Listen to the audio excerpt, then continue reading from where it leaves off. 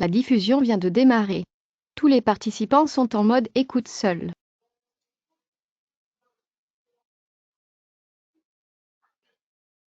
Bonjour à toutes et à tous, bienvenue dans ce nouveau journal du télétravail Wurt Electronic France. La session commence maintenant avec le sujet du jour sur le transfert d'énergie sans contact. Le présentateur est aujourd'hui Sylvain Lebras, à qui je vais passer la main dans quelques instants. Je suis modérateur et je répondrai à vos questions via la fenêtre questions-réponses.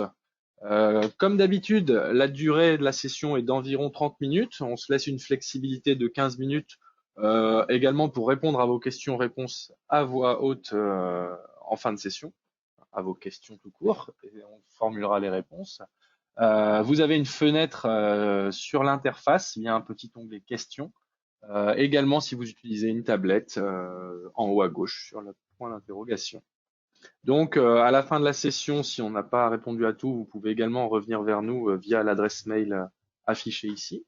Il y aura également un questionnaire de satisfaction. Nous serions ravis d'avoir vos retours pour améliorer nos sessions. J'en ai terminé. Je vais maintenant passer la main à Sylvain. Sylvain, je pense que tu m'entends et je te donne la main tout de suite.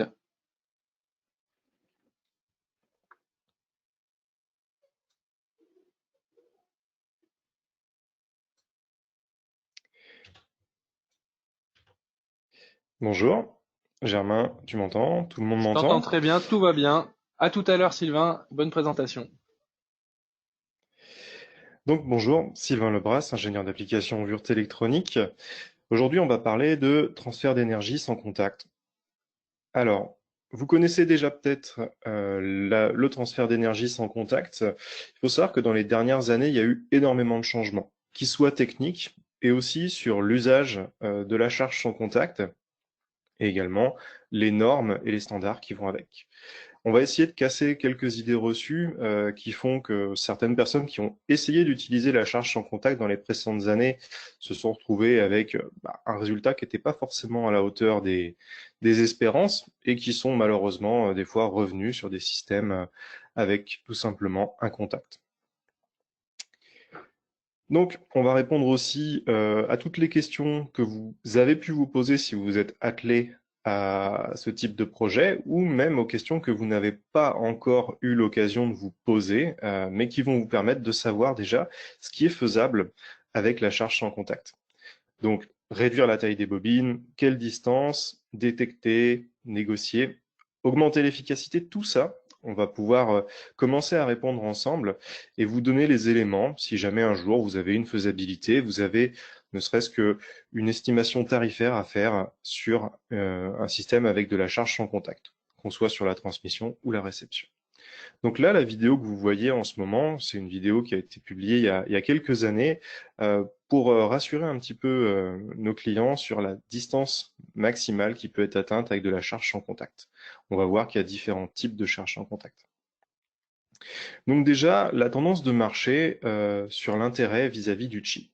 Alors le Qi, QI, faut prononcer Qi, ça veut dire souffle en chinois, c'est le standard qui est utilisé par le Wireless Power Consortium. C'est celui qui est poussé depuis des années par Samsung et un peu plus récemment par un autre acteur de marché.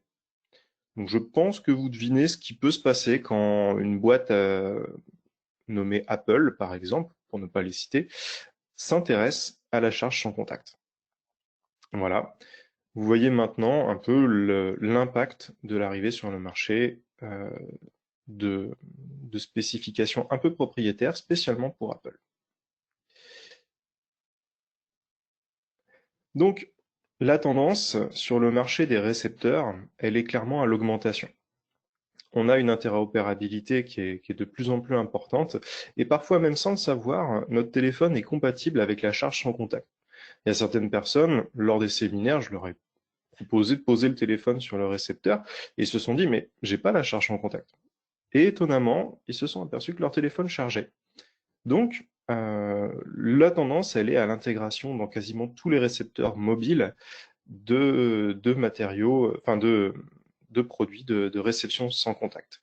l'évolution des matériaux, la disponibilité un peu plus grande, par exemple des faces arrière en verre qui permettent la charge sans contact, permet maintenant à quasiment tous les fabricants de profiter, des matériaux qui permettent l'intégration des récepteurs sans contact.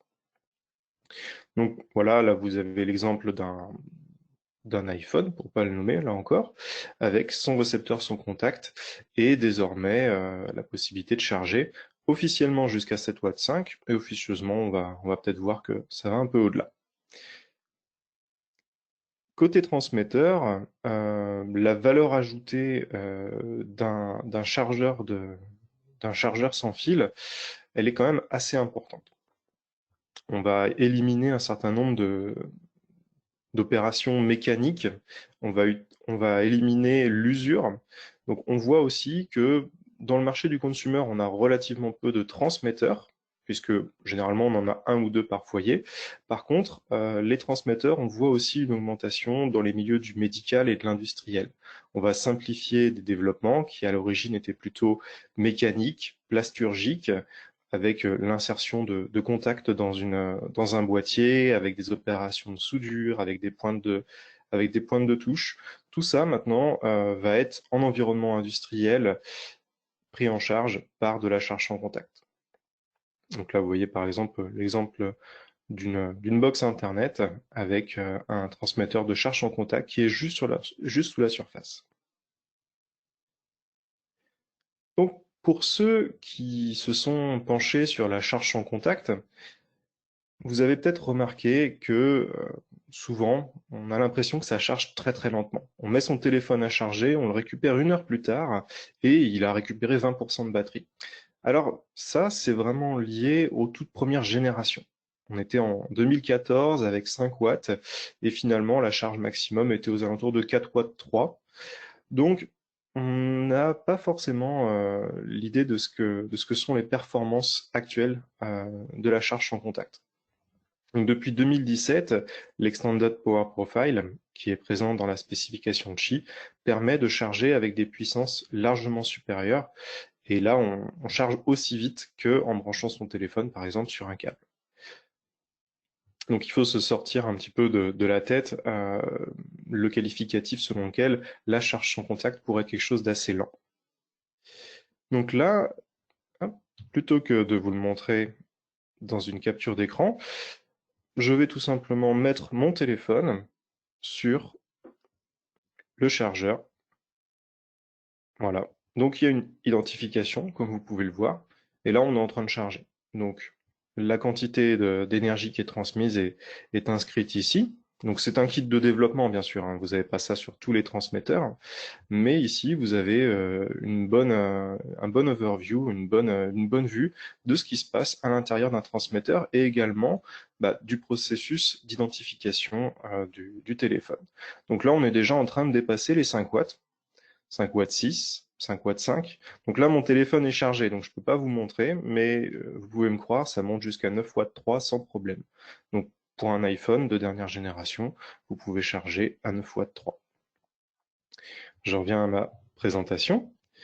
Donc, voilà, ça c'est un kit de développement. Il faut savoir que ST permet d'avoir cette interface, mais d'autres fabricants permettent d'avoir cette interface également. On a ici tout ce qu'il faut pour commencer un développement, qu'on soit sur le côté TX, transmetteur, ou qu'on soit sur le côté RX, récepteur. 90% de nos clients développent exclusivement des produits côté RX, côté récepteur. Mais si vous avez besoin d'aide au niveau de la conception d'un transmetteur, n'hésitez pas à faire appel à nous. On a aussi beaucoup de retours d'expérience à vous faire partager. Donc ce n'est pas lent. Un autre des retours que j'ai souvent eu, c'est que l'alignement du téléphone doit être parfait, sinon on n'a pas de charge.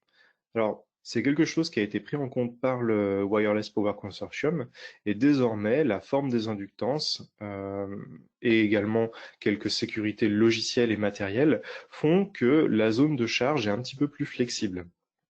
Si je déplace mon téléphone sur la zone de charge, je m'aperçois que je continue à avoir de la charge. Au bout d'un moment, la quantité d'énergie va descendre légèrement, mais je continue à avoir de la charge. En plus, l'arrivée de bobines triples permet d'étendre la zone de charge. Donc ça, ce type de bobine, c'est ce que vous retrouvez dans les véhicules automobiles, où vous posez votre téléphone à peu près partout dans le vide-poche sur les dernières générations, et votre téléphone va charger, peu importe presque son alignement. Vous avez juste à le mettre dans le bon sens. Donc, maintenant, j'en arrive, puisqu'on est sur une présentation raccourcie, directement aux questions qui nous sont fréquemment posées. Euh, si vous développez votre propre récepteur, la première des questions, c'est vous ne pouvez pas forcément utiliser une grande bobine. Donc, la question principale, c'est est-ce que je peux utiliser, par exemple, en tant que transmetteur et ou récepteur, une bobine plus petite?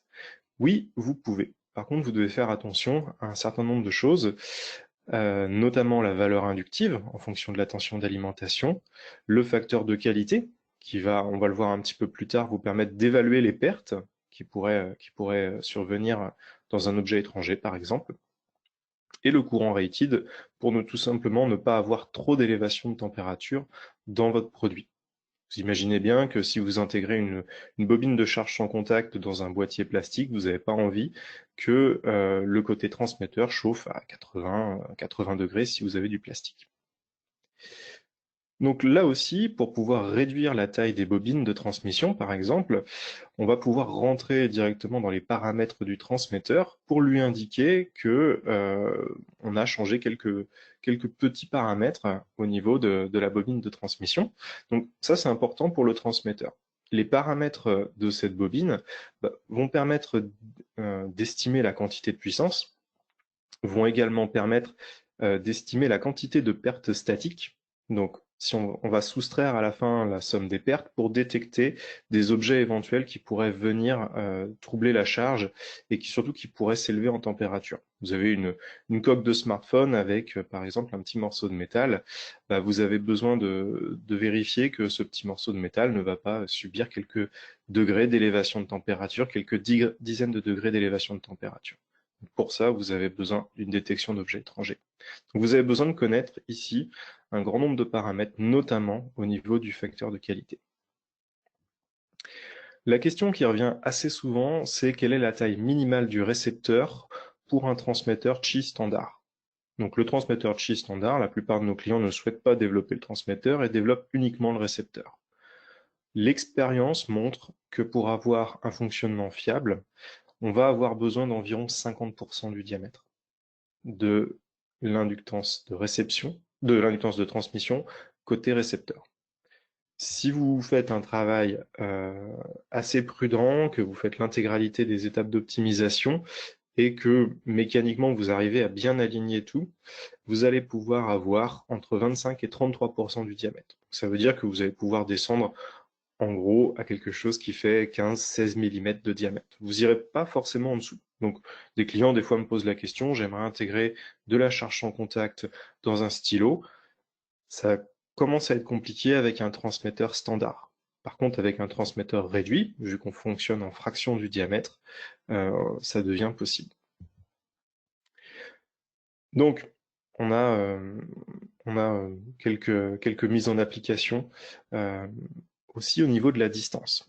Donc, la distance, c'est 8 mm pour un transmetteur de 50 mm, donc un transmetteur de taille standard. Si vous allez au-delà de 8 mm de distance entre transmetteur et récepteur, vous vous exposez déjà en premier lieu à avoir une réduction de la puissance qui pourra être transmise et deuxièmement à avoir des déconnexions intempestives. Là aussi, si vous prenez la décision de réduire la taille du transmetteur, la distance qui est une fraction du diamètre du transmetteur va également réduire. Donc, si vous avez un transmetteur de 25 mm, vous pourrez avoir un fonctionnement fiable uniquement à 4 mm de distance, etc. pour les plus petits diamètres. La question sur laquelle quasiment tous les designers qui se lancent dans le design et qui arrivent à ce moment-là, la question qui est bloquante, c'est la question de est-ce que je recopie le référence design. Alors, là où en électronique, un grand nombre de designs peuvent pardonner, on va dire que la charge sans contact, ça ne tombe pas en marche. La charge sans contact, même en recopiant avec vraiment beaucoup de précision le référence design, on va avoir quand même des problèmes pour que ça fonctionne du premier coup. Donc il y a besoin de rentrer un petit peu plus dans les notes d'application pour comprendre un petit peu ce que sont cette capa CS, capa série et CD, la capa en parallèle. Comment on va calculer et surtout comment on va fixer les valeurs qui vont permettre de trouver les capas qui vont être utilisés. Alors, ça, c'est ce que j'appelle le tank résonant, le réservoir résonant côté récepteur. Il faut un peu s'imaginer que la charge en contact, c'est de la synchronisation entre une personne qui pourrait pousser une balançoire et une personne sur la balançoire. Donc, pour aller un petit peu plus loin, j'aimerais m'arrêter sur la théorie derrière la charge en contact et comment on transmet de l'énergie. Donc, la première chose que vous avez, ici, je vais vous montrer. Alors, vous avez un transmetteur. Ce transmetteur ici va faire circuler de l'énergie entre son inductance de transmission et les capas.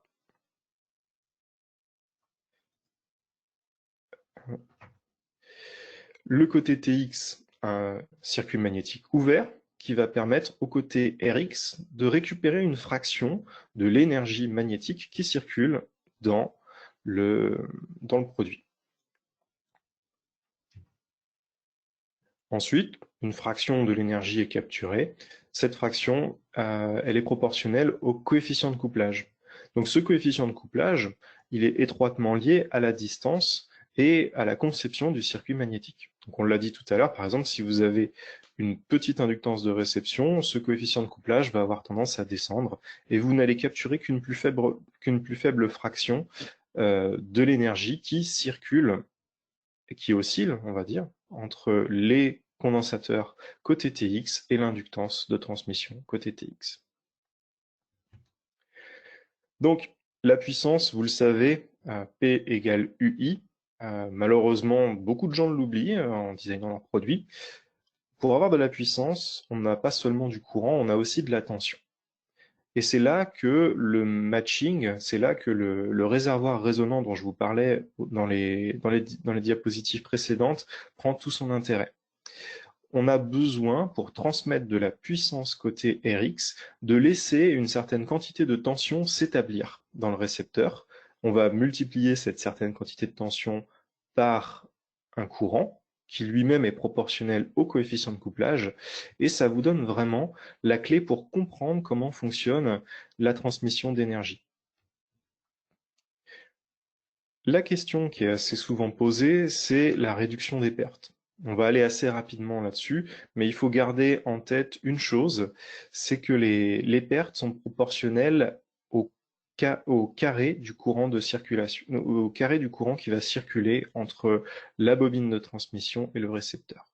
Donc c'est tout simplement P égale R fois I au carré. C'est une équation qui est connue par tout le monde, je pense. Mais ici, il faut se poser la question, si vous voulez réduire les pertes, l'intérêt ne va pas forcément être de réduire le SR, l'intérêt ne va pas forcément être dans le fait de réduire le RDC de la bobine côté transmetteur, l'intérêt va plutôt être dans la maximisation du coefficient de couplage et dans le fait que vous allez réussir à établir une tension suffisante côté récepteur. Donc là aussi, c'est des choses qui ne sont pas forcément facile à comprendre avant d'avoir été confronté au problème. N'hésitez pas à revenir vers nous le jour où vous avez besoin de concevoir ce type de système. On pourra vous faire bénéficier d'un grand nombre d'outils. Donc, comme je l'ai dit tout à l'heure, c'est une fraction du courant qui circule côté TX qui va être capturée. Donc là aussi, la première des choses à faire, ça va être de s'assurer qu'on a la plus grande fraction possible qui va être récupérée. Pour avoir la plus grande fraction possible, sur la slide qui est affichée en ce moment à l'écran, on voit deux choses. Donc le Enhanced Coupling Half Core, ça va être un système qui va permettre de virtuellement rapprocher la bobine de transmission et la bobine de réception. Et le Magnetic Shielding va pouvoir agir sur la reluctance du circuit magnétique. Donc la reluctance, c'est un petit peu le parallèle de la résistance, mais pour l'énergie magnétique. Donc, en ajoutant par exemple ces deux améliorations sur notre circuit magnétique, on va réussir à augmenter le coefficient de couplage. En augmentant le coefficient de couplage, on va, pour une même quantité d'énergie transmise au récepteur, réduire la quantité d'énergie qui doit osciller dans le transmetteur. Et donc, on va réduire au carré les pertes qui sont présentes. On va aussi augmenter tout simplement la quantité d'énergie qui peut être reçue par le récepteur. Une autre chose qui est importante ici, c'est que le blindage magnétique, côté RX, va éviter les effets thermiques parasites au niveau du récepteur. Si vous avez par exemple une batterie avec un BMS, un Battery Monitoring System, qui mesure la température de la batterie pour interdire la charge lorsque la batterie est chaude, imaginez que des élévations de température parasites avec des courants de Foucault viennent réchauffer ce capteur de température ou viennent perturber la mesure de courant, la mesure de tension dans le pack batterie. Vous allez avoir besoin de vous mettre à l'abri des effets de cette énergie magnétique parasite au travers d'un matériau de blindage magnétique. Donc on va faire une sorte de court-circuit que l'énergie magnétique va préférer pour reboucler en évitant de passer dans le PCB qui est derrière le blindage et avant d'arriver au niveau de la batterie. Donc les NNC Coupling Half Core, donc on a un petit rebord qui est intégré directement sur nos selfs et on a également au centre un décrochement qui va permettre de virtuellement rapprocher transmetteur et récepteur. Donc dans la datasheet, on ne va pas forcément voir le bénéfice de ce type de produit. On va comparer deux produits, un produit qui est basé sur une plaque, sans aucun de ces artefacts, et un produit qui est comme celui-ci, vont donner une efficacité à la fin avec une différence de l'ordre de 5%. Ça peut être assez énorme dans la mesure où l'efficacité dans un produit va vraiment définir l'élévation de température côté transmetteur. Donc si on re-regarde cette vidéo, on comprend un petit peu plus que ici, la quantité d'énergie qui circule dans le transmetteur est importante, mais la quantité d'énergie qui est reçue dans le récepteur est très faible. Donc qu'est-ce que c'est le récepteur ici? C'est une inductance. Cette inductance, elle est matchée avec une kappa. Donc derrière la LED que vous voyez, il y a un condensateur qui va définir une fréquence de résonance. Et cette fréquence de résonance, elle est la même que la fréquence d'excitation du transmetteur. Donc ici, vous avez par exemple 1 ou 2 ampères qui circulent dans l'inductance en bas, et vous avez quelques milliampères, quelques centaines de milliampères à un moment, qui vont être reçus dans le récepteur. La tension, elle est de l'ordre de la tension de VF de la diode, donc 3 volts et quelques. Ici, à la fin, je viens placer un matériau de blindage magnétique, le même que celui dont je parlais tout à l'heure. Ce matériau de blindage magnétique a une perméabilité magnétique qui est très élevée. En ayant cette perméabilité magnétique qui est très élevée, on va réussir à offrir un chemin de faible reluctance à l'énergie magnétique. Donc l'énergie perdue, ici, vous devez faire attention, elle est proportionnelle au courant de circulation au carré, je le redis. Alors, le facteur de qualité, j'en ai parlé, c'est la capacité d'une inductance à stocker de l'énergie par rapport à l'énergie qu'elle va perdre. Donc on définit ce facteur de qualité en utilisant un chiffre qui, en l'occurrence, au niveau d'une celle de charge sans contact, varie entre 40 et 300 en fonction du matériau. Donc on a deux choses, le facteur de qualité étant lié aux pertes. On va faire attention à la fois aux pertes dans le cuivre, on va minimiser le RDC, la résistance DC, en ayant une section de cuivre importante. On va minimiser le RAC en ayant un fil de Litz avec beaucoup de fils qui vont permettre de minimiser l'impact de l'effet de peau.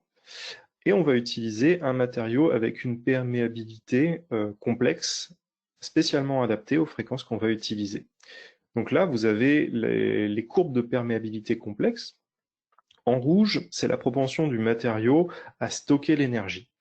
En noir, c'est la propension du matériau à dissiper cette énergie.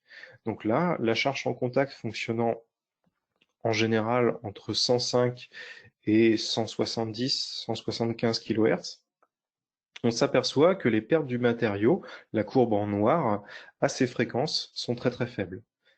Lorsqu'on combine tous ces paramètres avec la géométrie du circuit, on obtient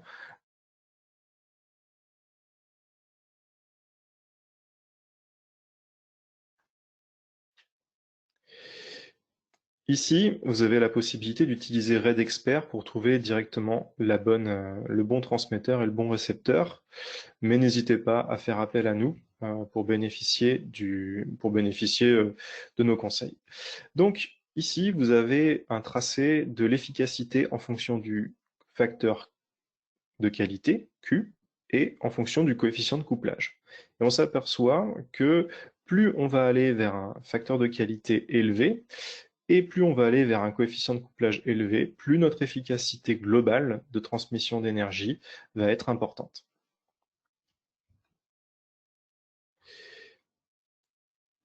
Alors, je vais avancer un petit peu, parce que je m'aperçois qu'il ne reste plus beaucoup de temps. Ici, une étape critique pour la mise en, enfin, pour le calcul des condensateurs CS et CD qu'on a vu tout à l'heure, c'est la mesure de l'inductance de réception dans les conditions qui sont les nôtres. Donc là, en l'occurrence, on mesure la self sur une table, 10,7 microhenry. Lorsqu'on va la placer sur, par exemple, un objet en aluminium, on va s'apercevoir que la valeur inductive descend. Donc on a besoin de prendre en compte cette variation lors des calculs qui vont permettre d'avoir une quantité de tension suffisante qui va s'établir côté Rx. On va aussi tester dans un deuxième cas l'impact de l'inductance de transmission sur le système global. Donc là, on place une plaque de ferrite, qui est ni plus ni moins qu'un échantillon de nos bobines de transmission sur lesquelles on a retiré la partie cuivrée. On met un spacer, on met une distance de 4 mm en plastique, et on remesure à nouveau. Ça va nous donner une deuxième valeur. Cette deuxième valeur, on va l'utiliser dans nos calculs, puisque là, on a mesuré un petit peu les bornes de la valeur inductive du récepteur. Cette valeur inductive du récepteur va nous permettre de définir les deux tests normalisés pour faire le calcul. Donc là, premier test, deuxième test. Et au travers d'un tout petit utilitaire Excel, on va réussir directement à sortir les valeurs de condensateur. En l'occurrence ici, 2,6 nanofarad et 186 nanofarad. Donc, tous ces calculs-là sont disponibles dans les notes d'application, mais on les a automatisés puisqu'on les fait assez régulièrement. Donc, n'hésitez pas à nous demander cet utilitaire Excel. Alors, l'autre question qui est assez fréquente, c'est la communication bidirectionnelle. La communication bidirectionnelle, elle est possible. Tout à l'heure, lorsque j'ai placé mon téléphone sur le récepteur, tout de suite, le téléphone s'est identifié, a donné sa version de Qi, et peut même, dans certains cas, donner son niveau de batterie. Comment se passe le transfert entre le récepteur et le transmetteur? Par modulation d'amplitude. On va commuter une charge côté récepteur pour moduler légèrement l'amplitude du signal. Donc là, on a tout simplement le signal modulé qui est transmis. Donc on voit à un moment que un des paquets est transmis un petit peu plus tôt, un des bits est transmis un peu plus tôt, et on va par exemple transmettre un 1 grâce à ça. Pour le transfert côté TX vers RX, on va définir une modulation plutôt de type FSK, Frequency Shifting Keying, par opposition à la modulation d'amplitude qui est utilisée pour communiquer de RX vers TX. Donc ici, on va faire varier légèrement la fréquence et on va réussir à récupérer des données du transmetteur vers le récepteur. 90% des données sont des paquets propriétaires. Vous ne pouvez pas forcément utiliser, tout en restant dans le standard Qi, une communication bidirectionnelle. La dernière question qui est la plus fréquente, c'est le fonctionnement du Foreign Object Detection. À la fin du développement, 90% des clients qui font appel à moi tombent sur un problème qui est ce qu'on appelle la calibration du Foreign Object Detection. Donc, qu'est-ce que le Foreign Object Detection et qu'est-ce qui se passe lors du fonctionnement standard d'un système? En permanence, le récepteur renvoie au transmetteur la quantité d'énergie qu'il reçoit. C'est-à-dire que la communication entre les deux se fait en disant bah, je reçois par exemple 5,2 watts. Lorsque tout se passe bien, le FOD margin, qui est entre guillemets l'intégrale de la différence entre la quantité d'énergie reportée et la quantité d'énergie qui est mesurée du côté du transmetteur, ce FOD margin va monter à une valeur assez importante. En l'occurrence ici, plus 100 et quelques. Là, on est dans le cas optimal. 85% de l'énergie mesurée côté transmetteur est reportée et remontée sous forme d'information par le récepteur. Que va-t-il se passer maintenant si on insère un objet métallique dans lequel des paires par courant de Foucault vont commencer à se créer? Eh bien, le FOD margin va descendre légèrement. La puissance reste quasiment la même, mais vous voyez, ce FOD margin descend légèrement. Et si on pousse l'objet un petit peu plus loin, et qu'on n'est plus à 75% de l'énergie côté RX, mais à 65, là, on va avoir le FOD margin qui va descendre progressivement, en l'occurrence ici jusqu'à moins 100, et ça va traduire la présence d'un objet étranger dans le circuit.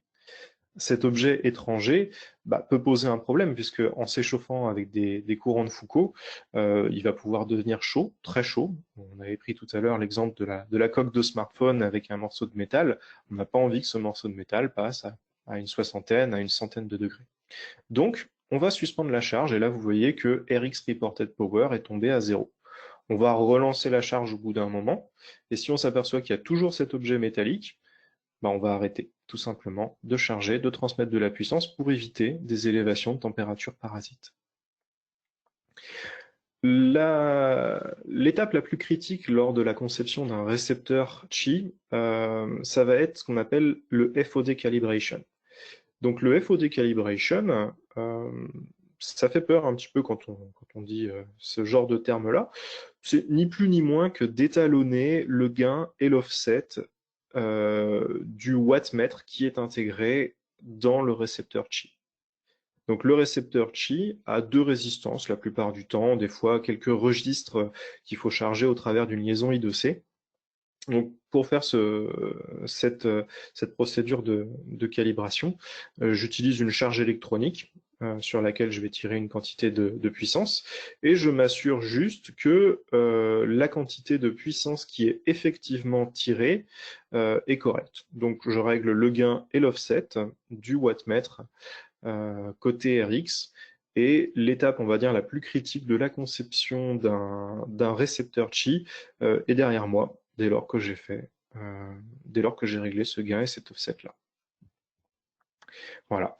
Alors, les comportements parasites qui peuvent être liés à au mauvais réglage de cette étape cruciale, le FOD, sont principalement des déconnexions intempestives ou alors une charge qui fonctionne au début, pendant quelques secondes, ou alors qui va fonctionner lorsqu'on tire peu d'énergie, ou parfois même dans l'autre sens, quand la charge ne va fonctionner que lorsqu'on tire 5 watts. Et lorsqu'on va tirer moins de 5 watts, on va se retrouver avec quelque chose qui se déconnecte intempestivement. Donc là, vraiment, n'hésitez pas à faire appel à nous. La plupart du temps, ce type de réglage, on a déjà de l'expérience sur les valeurs de gain et d'offset à utiliser au niveau de votre récepteur pour faire cette procédure de calibration. Donc la communication bidirectionnelle, je sais que quelqu'un va me poser la question au bout d'un moment. Oui, on peut le faire, mais il suffit juste de changer le firmware de la carte. Et là, vous allez par contre ne plus être compatible avec la norme Qi. Et vous allez avoir un autre problème, c'est que vous allez devoir passer une certification de type RED, Radio Emission Directive, puisque vous avez une communication sans fil entre votre transmetteur et votre récepteur, et que vous sortez du cadre très normalisé de la spécification du Wireless Power Consortium. Donc la plupart des contrôleurs en sont capables. On a un kit d'évaluation avec IDT qui est capable de faire une communication bidirectionnelle. Le kit de ST est capable de le faire. Les kits de Texas Instruments qui sont basés aussi sur de la logique programmable sont capables d'être chargés avec des firmware. Donc n'hésitez pas à nous poser la question. Il est possible de faire de la communication bidirectionnelle avec une charge sans contact. Après, vous allez juste avoir un impact sur la certification Radio Emission Directive et la certification CEM de votre produit. Donc voilà, l'avenir de cette charge sans contact, on s'aperçoit que désormais, la plupart des smartphones, pour charger à une vitesse correcte, ont besoin d'environ 15 watts. Et avant, on avait le Medium Power Working Group, qui était pour charger plutôt des tablettes et des PC portables. Donc là, ce qui se passe, c'est que avant, la charge de smartphone était définie à 5 watts et la charge de portable, d'ordinateur portable et de tablette était définie à 30 watts. On s'aperçoit que les smartphones sont de plus en plus grands, de plus en plus gourmands en énergie, que les clients, pour utiliser la charge sans contact, veulent l'utiliser avec une vitesse qui va aussi, enfin avec un courant de charge qui est aussi important que sur un câble. Donc on s'aperçoit que la partie basse puissance et la partie moyenne puissance sont en train de fusionner. Donc on attend dans les prochaines années la charge de téléphone probablement avec une trentaine de watts. Une autre des évolutions en cours, hein, qui n'est pas présente sur ce diaporama, c'est l'arrivée de méthodes d'authentification propriétaires. Donc voilà, les accessoiristes qui font des chargeurs ne pourront prendre en charge la charge, par exemple, d'un iPhone que s'ils ont un accord avec Apple. Là aussi, des évolutions un peu plus de l'ordre de la cryptographie vont permettre d'avoir un échange entre le transmetteur et le récepteur de manière sécurisée. Voilà, j'ai fini cette présentation-là. Si vous avez des questions, n'hésitez pas à en poser. Je suis disponible. Je vais ouvrir le panneau des questions pour voir ce qui m'a été posé. Merci Sylvain. Je me permets juste de reprendre la main pour terminer la session et en venir à la partie questions-réponses. Le temps que les personnes trouvent la fenêtre et posent les questions qu'ils souhaitent, je me permets juste de rappeler que nous proposons ce genre de séminaire habituellement en privé pour des clients, ce qu'on appelle des in-house séminaires, et on a toujours la capacité de le faire malgré le confinement. Si vous le souhaitiez, on pouvait ouvrir une session. On a nos commerciaux sur le terrain qui sont 40 en France, qui sont encore disponibles en alternance à mi-temps et pourraient organiser ça pour vous avec l'un de nous si vous le souhaitiez.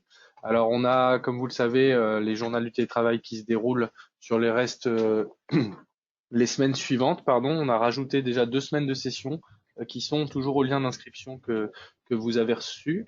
Et ils traitent à nouveau de différents sujets comme la CEM, les aliments à découpage en général. On a également les sujets connectiques. Le prochain, ça sera sur les connecteurs RF et les SMA. Voilà, donc je vous invite à vous inscrire si vous le souhaitez. Pendant ce temps-là, vous avez pu poser des questions, je le vois. Je laisse cette slide avec l'indication de où poser la question et on va y venir. Donc Sylvain, je ne sais pas si tu as déjà regardé un petit peu, les questions sont apparues vraiment là à la fin de ta session. Donc du coup, je n'ai pas eu grand-chose à faire et je n'ai pas de questions à te donner à voix haute pour le moment. Il faut que je les lise également en même temps que toi. Voilà. D'accord. Alors, j'avais une question que j'ai dont j'ai perdu la réponse. Voilà. Alors, merci pour la présentation. Renvoyez-vous les slides à tous les participants. Donc, il y aura un replay vidéo qui vous sera envoyé. Et si vous le souhaitez, faites-nous part dans le questionnaire de satisfaction de votre volonté de recevoir les slides, la présentation au format PDF. Si vous faites de l'enseignement également, je peux vous fournir la présentation au format PowerPoint. Donc voilà, il y aura un replay vidéo disponible et la présentation est disponible au format PDF, voire PowerPoint. Merci Sylvain. Juste une précision, le replay sera disponible déjà dans 2 heures environ. Il se upload dès qu'on clôture la session et il est au même lien. Donc il faut s'inscrire au même endroit. Voilà, c'est tout. Alors, dans votre présentation sur les condensateurs, d'accord, vous mesurez L et C. Ah, j'ai pas un. Excusez-moi, j'arrive pas à lire la question à cause de l'interface. De notre côté, nous avons plus l'habitude de vérifier au VNA que l'accord est bon une fois les condensateurs mis en place. Alors, là, ça va dépendre si on fonctionne côté TX ou côté RX. Et là aussi, ça va dépendre en fait de la variabilité de la valeur d'inductance côté récepteur.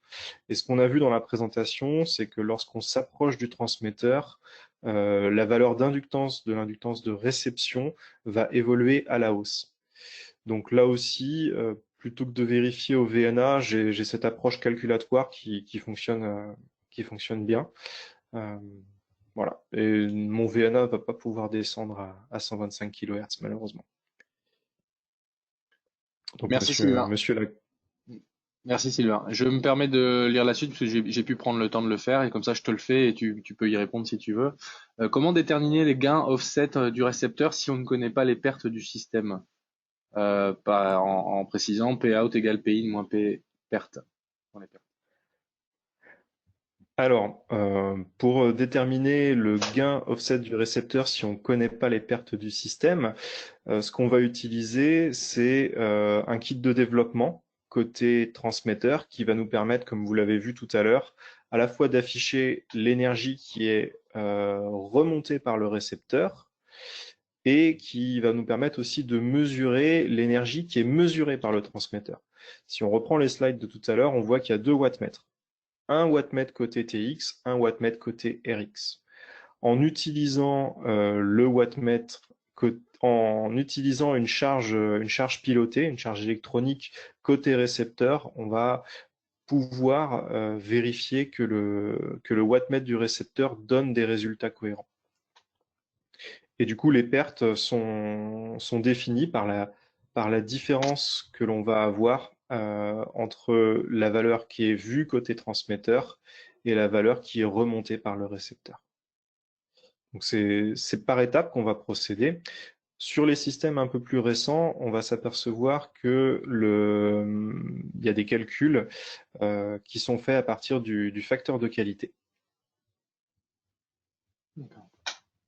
Merci Sylvain. Une question suivante, la question suivante, pardon, traite de la puissance. Est-ce qu'il est possible d'envisager des puissances supérieures à ce que tu avais cité en parlant de chi par exemple? Et là, monsieur parle de puissance de 45 watts par exemple. Alors, le Medium Power Working Group qui s'apprêtait à disparaître sous l'effet de l'augmentation de la puissance du baseline power, s'est orienté vers des spécifications de puissance jusqu'à 200 watts. Pour l'instant, ces spécifications ne sont pas publiques. Physiquement, il n'y a aucun problème pour transmettre des dizaines de kilowatts en charge sans contact. Nos inductances permettent d'envisager de transmettre 100, 200, 300, 500 watts. Par contre, ça sera en dehors des standards du consortium Qi. Récemment, on a pu voir arriver le KI, qui est fait pour les plaques, pour les instruments de cuisine. Donc, voilà. Il n'y a aucun problème pour transmettre une puissance de plus de 45 watts. Votre plaque à induction dans la cuisine le fait déjà depuis un paquet d'années. D'ailleurs, on a une vidéo où on peut s'amuser avec un récepteur pas vraiment Qi, mais le même récepteur que celui que vous avez vu dans la vidéo qui s'allume à distance. Et en l'approchant d'une plaque à induction, la LED s'allume également. Donc il n'y a aucun problème pour transférer plus de 45 watts. Après, ça va être des problèmes qui vont se faire au niveau de la certification à la fois de sécurité, de CEM et s'il y a du transfert de données de Radio Emission Directive. Merci Sylvain. Il y a une dernière question. Je pense que tu y avais un peu répondu, mais je pense que monsieur voudrait une précision, hein. C'est par rapport à ce que tu as dit, est-ce qu'il est judicieux de faire un produit avec un chargement sans fil uniquement sur la partie RX, sans faire, donc sans développer, j'imagine, la partie TX? Comme tu disais, c'est ce qu'on voit souvent sur le marché. Est-ce que tu veux apporter une précision? Oui, alors la partie TX si vous n'avez pas besoin de réduire la taille de la bobine côté TX, si vous n'avez pas besoin d'une élévation de température très faible, ça reste intéressant d'utiliser un transmetteur du commerce. Après, c'est vrai que bon, pour le challenge, c'est quand même intéressant de développer à la fois TX et RX. Euh, mais bon, si vous n'avez pas besoin de développer le transmetteur, ça vous permettra aussi de simplifier le process de développement. La certification de Qi d'un transmetteur est extrêmement lourde et peut prendre des mois et plusieurs milliers d'euros.